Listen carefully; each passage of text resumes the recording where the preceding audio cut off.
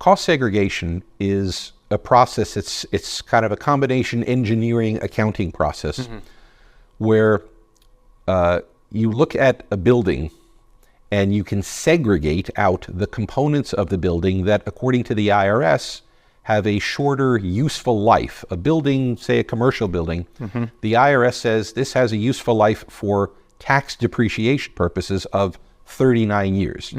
So you can leave it at that and buy $1 million building and write it off over 39 years.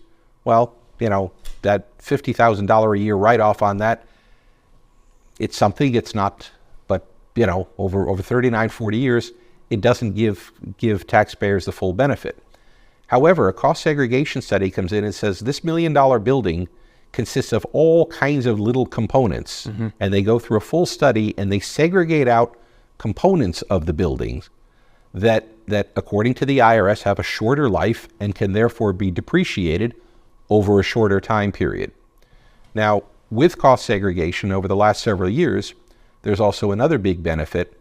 Not only can we segregate out assets that can be depreciated, say, over 5 years or 7 years or 15 years, but those assets, anything with an IRS class life is what it's called, of less than 20 years, can be written off in full immediately if a client so chooses. So possibly on this $1 million building, you might have $200,000, $300,000, $400,000 of components that can be segregated out that a client can get an immediate write-off.